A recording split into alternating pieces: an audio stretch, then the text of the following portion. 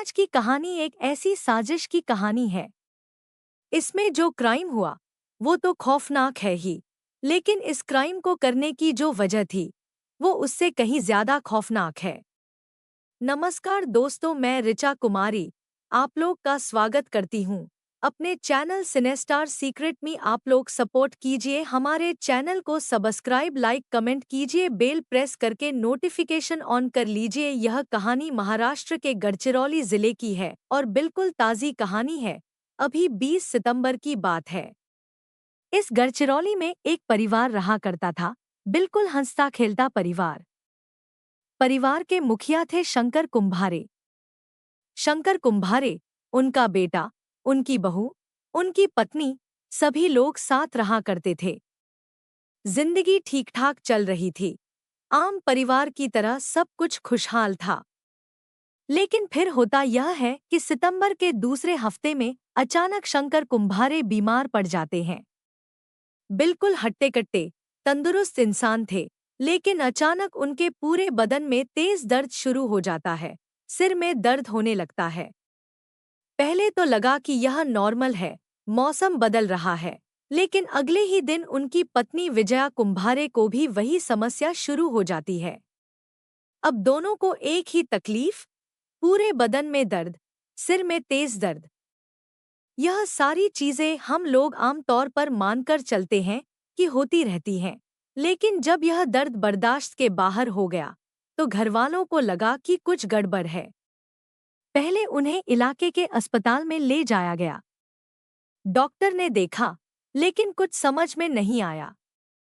उन्होंने दवा दी, मगर कोई फर्क नहीं पड़ा। फिर उन्हें इलाके के बड़े सरकारी अस्पताल में रेफर किया गया, लेकिन वहां भी कोई राहत नहीं मिली। इसके बाद नागपुर रेफर कर दिया गया, लेकिन डॉक्टरों को समझ में ही नहीं आ रहा था कि बीमारी क्या है। नागपुर भेजने के बावजूद कोई आराम नहीं, कोई राहत नहीं, कोई सुधार नहीं। और फिर आई 20 सितंबर की तारीख। 20 सितंबर को अचानक शंकर कुंभारे की मौत हो गई। यहाँ मौत का रहस्य और भी गहरा गया। परिवार के लोग अभी शंकर कुंभारे की मौत के सदमे से उबरे भी नहीं थे कि 26 सितंबर को उनकी पत्नी विजया कुंभारे की भी मौत हो गई। कुछ ही दिनों में पति पत्नी दोनों की मौत, और वो भी एक अजीब बीमारी से जिसका कोई इलाज समझ नहीं आ रहा था। अब रिश्तेदार घर पर मातम के लिए आना शुरू कर चुके थे, लेकिन इसी दौरान शंकर कुंभारे के बेटे को भी वही तकलीफ शुरू हो गई। हाथ पैर में दर्द, सिर में दर्द। और फिर उनकी शादीशुदा बेटी कोमल को भी वही परेशानी होने लगी। कोमल की हालत बिगड़ने लगी तो उसे अस्पताल में भर्ती करवाया गया, लेकिन उसकी भी हालत में कोई सुधार नहीं हुआ। इसी दौरान शंकर कुंभारे की साली, यानी उनकी बेटी की मौसी, को भी वही बीमारी हो गई। हाथ पैर में दर्द, सिर में दर्द। अब एक ही घर में चौथा मरीज और सेम वही लक्षण। अब तक 2 लोगों की मौत हो चुकी थी, 3 लोग अस्पताल में भर्ती थे और उनकी हालत भी खराब थी। परिवार पहले से ही सदमे में था। अब 20 दिन के अंदर अंदर एक ही परिवार के 5 लोगों की मौत हो गई। पूरा परिवार, पूरा खानदान हैरान था। डॉक्टर भी किसी की बीमारी के बारे में कुछ पता नहीं कर पा रहे थे। अब वहां यह रूमर फैल गया कि यह जादू टोने का मामला है। किसी ने झाड़ फूंक या कुछ टोना टोटका कर दिया है, या फिर किसी ने दुश्मनी में कुछ किया हो। आम तौर पर ऐसी चीजें बहुत तेजी से फैलती हैं। शायद इसी को मानकर सब खामोश हो गए। 5 मौतें, 20 दिन के अंदर, और सारे हट्टे-कट्टे लोग। एक ही तरह के लक्षण, हाथ पैर में दर्द, सिर में तेज दर्द, और उसके बाद एक एक करके दम तोड़ देना। कोई भी अस्पताल उनकी बीमारी पकड़ नहीं पाया। लेकिन अब हुआ यह कि 5 मौतों के बाद शंकर का एक बेटा, जो दिल्ली में नौकरी करता था, जब उसके पिता की मौत की खबर आई 20 सितंबर को, तो वह गढ़चिरौली पहुंच गया। इसके बाद वहीं था। फिर मां की मौत हो गई। माँ के निधन के बाद वह पिता और माँ के सारे अंतिम संस्कार और बाकी सारी रस्में पूरी करने के बाद दिल्ली लौट आया। लेकिन जब वह दिल्ली लौटा तो अचानक उसे भी सेम वही बीमारी शुरू हो गई, हाथ पैर में दर्द, सिर में दर्द। अब उसे यह पता था कि उसके माँ बाप को क्या हुआ था। वह घबरा गया। उसने अपने घर में बताया, अपने भाई को बताया। इसके बाद घबराहट में उसने दिल्ली के एक अस्पताल में जाकर खुद को एडमिट करा लिया। अब गांव तक यह खबर पहुंची। हड़कंप मच गया कि अब तक जो जो लोग इस बीमारी की चपेट में आए, वे सारे मारे गए। अब यह बेटा है घर का, लगता है इसकी भी बारी है। इस दौरान में एक दूर के रिश्तेदार, जो गांव में मातमपुरसी के लिए आए थे, वापस गए और अचानक उनकी भी वही हालत हो गई, हाथ पैर में दर्द, सिर में दर्द। अब घबराहट में, क्योंकि सच्चाई पूरे गांव में फैल चुकी थी, वे भी अस्पताल में भर्ती हो गए। एक ड्राइवर, जो उनके साथ मातमपुरसी के लिए आया था, वह 2-3 दिन घर पर रहा था। जब वह वापस लौटा अपने इलाके में, तो सेम वही लक्षण उसे भी शुरू हो गए। अब 5 मौतें हो चुकी थी। इसी दौरान इसी घर की बहू की एक मामी और उनकी मामी के पति, जो मातमपुरसी के लिए आए थे, उन्हें भी सेम वही लक्षण हो गए। वे भी जाकर अस्पताल में भर्ती हो गए। अब 9 लोग इस बीमारी की चपेट में आ चुके थे। 5 की मौत हो चुकी थी, 4 अस्पताल में भर्ती थे। अब किसी को कुछ समझ में नहीं आ रहा था। झाड़ फूंक की बात लोकल थाने तक पहुंची। पुलिस वालों ने कहा, इस इलाके में ऐसा होता रहता है, लेकिन यह भी हो सकता है कि कोई रहस्यमय बीमारी हो। फिर भी पुलिस ने कहा कि जहां जहां पोस्टमार्टम हुआ, वहां की रिपोर्ट मंगाई जाए। अब जब पोस्टमार्टम रिपोर्ट पुलिस ने मंगाई, तो देखकर चौंक गई। पोस्टमार्टम रिपोर्ट में लिखा था कि इन 5 की मौत दिल का दौरा पड़ने और मल्टीपल ऑर्गन फेलियर से हुई है। अब सवाल यह था कि 5 की उम्र अलग अलग थी। 5 किसी बीमारी से ग्रसित नहीं थे। एक ही तरीके से कैसे मर सकते थे? हार्ट फेलियर और मल्टीपल ऑर्गन फेलियर, यानी कि सारे अंगों ने काम करना बंद कर दिया। अब इस रिपोर्ट को देखकर पुलिस और उलझ गई। पुलिस ने डॉक्टर से संपर्क किया और पूछा कि यह क्या है। डॉक्टर मौत की कोई और वजह बता नहीं पा रहे थे। अब यह ऐसी वजह थी जिस पर कोई शक भी नहीं कर सकता था। दिल का दौरा पड़ने से किसी की मौत हो गई, यह रिपोर्ट में आ गया, तो आप क्या शक करेंगे? किसी के अंगों ने काम करना बंद कर दिया, तो आप क्या शक करेंगे? लेकिन पुलिस को लगा कि यह सही नहीं लग रहा। डाउट यह था कि 5 की एक ही तरीके से मौत हुई और सारे एकदम तंदुरुस्त और ठीक-ठाक थे। कुछ गड़बड़ थी। अब इधर 4 लोग अस्पताल में थे और सभी लोग प्रार्थना कर रहे थे कि वे ठीक हो जाएं। इसी दौरान पुलिस ने जब यह सारी चीजें देखीं, तो डॉक्टरों में से एक ने कहा कि इन सभी के लिप्स, होंठ थोड़े-थोड़े काले थे। बाकी कोई ऐसी चीज हमें नजर नहीं आई जिससे हम डाउट करें।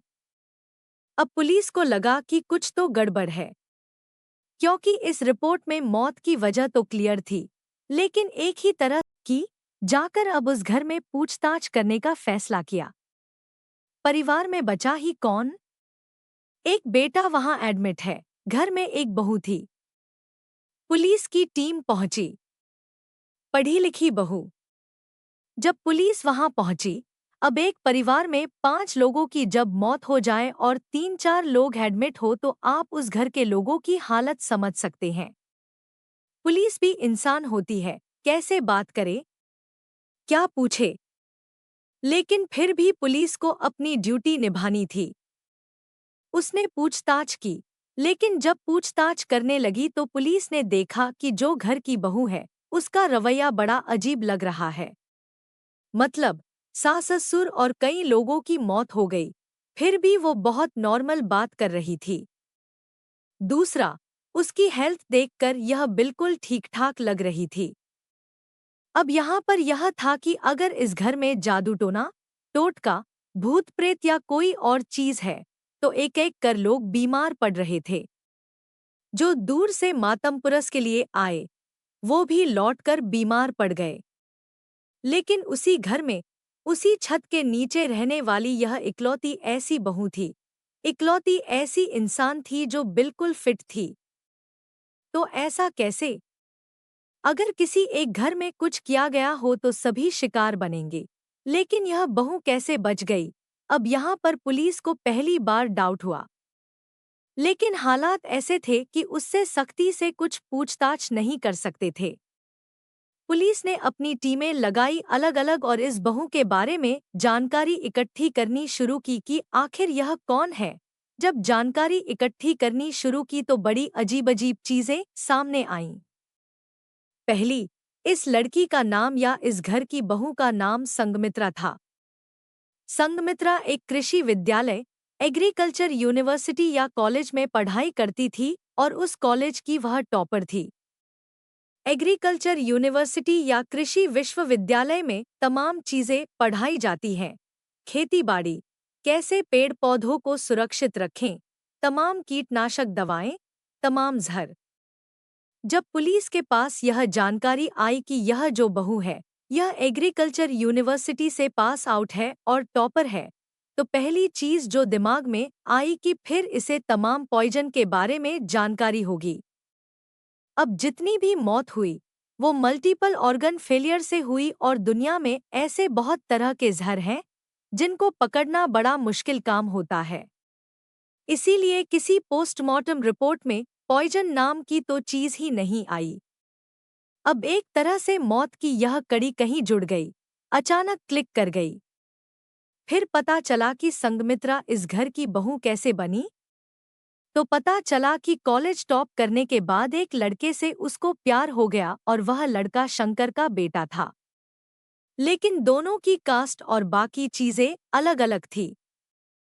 शंकर के घर वालों को तो आपत्ति नहीं थी, लेकिन संगमित्रा के घर वालों को इस रिश्ते से ऑब्जेक्शन था।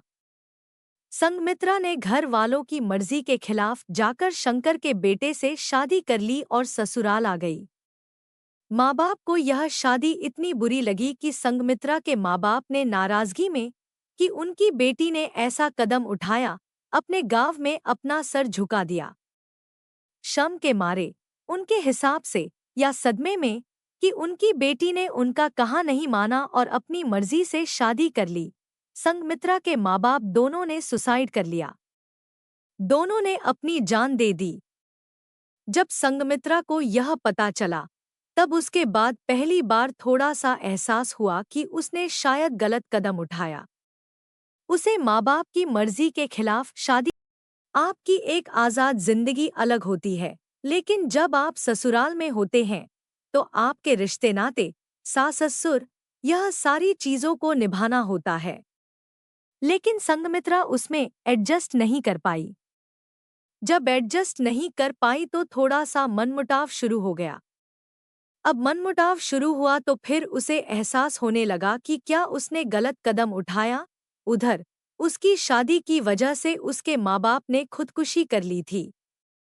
यह बात हमेशा उसके दिमाग में रहती थी। इन सारी चीजों ने मिलकर धीरे धीरे उसे एक अजीब इंसान बना दिया। उसे लगा कि जिस वजह से मेरे माँ बाप ने अपनी जान दे दी और मैंने अपनी खुशी के लिए जहाँ आई हूँ, मुझे वहाँ भी खुशी नहीं मिल रही। और शायद इन सब चीजों के लिए बहुत तरीके हो सकते थे, बहुत रास्ते निकाल सकती थी। लेकिन उसने कहा कि नहीं, यह गलत किया है। उसके बाद उसने खौफनाक फैसला लिया। उसने कहा कि अब मेरे माँ बाप की आत्मा को शांति तभी मिलेगी जब मैं इन लोगों को एक एक कर मार दूं। अभी पता नहीं कहाँ, कैसे, क्या वजह। कितना भी आप इसको जस्टिफाई करें, यह एक बेवकूफ़ी वाली बात थी। लेकिन वो कहते हैं कि जब इंसान क्राइम करता है तो उसका दिमाग अंधा हो जाता है। इस दौरान में उसकी एक मामी थी। मामी भी उसको मिली थी और मामी का इशू यह था कि जिस जगह पर संगमित्रा ने शादी की थी, वहां पर कुछ जमीन का झगड़ा चल रहा था संगमित्रा के ससुराल वालों से। मामी जब करीब थी संघमित्रा के और मामी ही अब उसकी खानदान में इकलौती थी। माँ बाप की खुदकुशी के बाद सभी ने संघमित्रा से अपने रिश्ते तोड़ लिए थे, तो मामी उसके करीब आ गई। उसकी इमोशन, उसकी हमदर्दी का फायदा उठाया और फिर जमीन का मसला था तो संघमित्रा ने उसको अपनी सारी चीजें बताईं। उसने कहा, जिससे मैंने शादी की, मेरे माँ बाप ने खुदकुशी कर ली। यहाँ मुझे वो चीजें नहीं मिली। शादी के बाद जिंदगी बदल गई। मैं इन सब से आज़ाद होना चाहती हूँ और ये आज़ादी तभी मिलेगी जब मैं सबको मार डालूं। मामी का भी इसमें भला हो रहा था कि सब मर जाएंगे तो जमीन का झगड़ा खत्म हो जाएगा, जमीन हमारे हिस्से आएगी। मामी ने कहा, ठीक है, मैं तुम्हारे साथ हूँ। अब चूंकि संघमित्रा एग्रीकल्चर यूनिवर्सिटी से पढ़ी थी, उसे सारे पॉइजन के बारे में जानकारी थी। नाम नहीं लूंगा, उसने एक पॉइजन को चुना। वह ऐसा पॉइजन था जो गंधहीन था, जिससे कोई स्मेल नहीं आती थी, जो रंगहीन था, जिसको किसी भी चीज में मिला दो उसका रंग दिखाई नहीं देगा, पानी में मिला दो तो पानी जैसा ही लगेगा। तो चूंकि वह एग्रीकल्चर यूनिवर्सिटी की थी और कीटनाशक और ऐसे जहर के बारे में जानकारी थी, तो उसने एक ऐसा पॉइजन चुना। पॉइजन को चुनने के बाद अब उसका काम यह हो गया कि वह हर दिन थोड़ी थोड़ी मात्रा में पानी में, खाने में, चाय में, हर चीज में वह मिलाकर घर के जितने मेंबर थे सबको देती रहती। धीरे धीरे उस जहर का असर होना शुरू हुआ और सेकंड वीक ऑफ अक्टूबर, यानी अक्टूबर के दूसरे हफ्ते में उस जहर ने अपना असर दिखाना शुरू किया। उसके सिम्पटम वही थे जो शुरू में आपको बताएं। इसके बाद एक एक कर 20 दिनों के अंदर संघमित्रा और उसकी मामी ने मिलकर 5 लोगों का कत्ल कर दिया। बाद में, क्योंकि अब यह पता चल गया कि यह पॉइजन था, तो जो और लोग अस्पताल में थे वहां फौरन खबर दी गई। अब तक तो यही पता नहीं था कि यह बीमारी क्या है। जब पता चला कि इस नाम का यह पॉइजन दिया गया, तो डॉक्टर को पता चला। उन्होंने उस हिसाब से उसकी ट्रीटमेंट शुरू की। तो अभी जो लेटेस्ट रिपोर्ट है वो यह है कि जो लोग, खास तौर पर 3 जो अस्पताल में हैं, वो ठीक हैं। एक चौथा जो है वो इसी संघमित्रा की मामी का पति था। जब सारी चीजें एक एक कर होने लगी और बाकी लोग एडमिट होने लगे, तो अचानक एक दिन उसने भी कहा कि मुझे भी वैसे ही सिम्पटम आ रहे हैं, हाथ पैर में दर्द, सिर में तेज दर्द हो रहा है। सब लोग घबरा गए। अब उसको भी ले जाकर अस्पताल में एडमिट करा दिया। अब पुलिस जो तफ्तीश कर रही है, जब डॉक्टर से पूछताछ की तो पता चला कि यह तो नॉर्मल है। तो यह ड्रामा करने के लिए अस्पताल में एडमिट हो गया कि मैं भी इसका शिकार हूँ। तो पुलिस फिलहाल यह जांच कर रही है कि क्या संघमित्रा और उसकी मामी के अलावा उसका जो मामा है, यह भी इस साजिश का हिस्सा है। क्या इसे पूरी जानकारी पहले थी या बाद में हुई, तो उसी के बाद फिर उसकी गिरफ्तारी की बारी आएगी। फिलहाल संघमित्रा और उसकी मामी दोनों पुलिस कस्टडी में हैं और यह केस परसों ही खुला है। क्योंकि सितंबर में ये सारी चीजें शुरू हुईं और 10 अक्टूबर तक मौत का सिलसिला चलता रहा। तो देखिए, टॉपर बहू, एक घर की, जिसने पहले अपने माँ बाप को नाराज किया, नाराज करके शादी की। फिर जिस माँ बाप की मौत के बाद ससुराल में रहने लगी, उस इश्क और ससुराल से भी उसका मन भर गया। चाहती तो ससुराल वालों को छोड़कर आराम से तलाक लेकर कहीं जा सकती थी, एक नई जिंदगी बसा सकती थी, आजाद रहना चाहती थी, आजाद रहती। लेकिन जब दिमाग जुर्म के रास्ते पर चलता है, तो फिर सिर्फ बुरा ही सोचा जाता है। तो एक शादी के फैसले ने एक पूरे परिवार को उजाड़ दिया। यह थी आज की कहानी। इस वीडियो के माध्यम से समझ में घट रही घटना से लोगों को जागरूक करने का प्रयास कर रहे हैं। तो दोस्तों, हम जिस दौर से जी रहे हैं, हमें नहीं पता होता कि आने वाला कल किस शक्ल में हमारे सामने आएगा। अगर हम कुछ कर सकते हैं, तो बस इतना कि हम आने वाले कल की कदमों की आहट को नाप सकते हैं, और इसमें हम आपकी मदद करेंगे, क्राइम की दुनिया की हर एक छोटी बड़ी कहानी आप तक पहुंचाकर।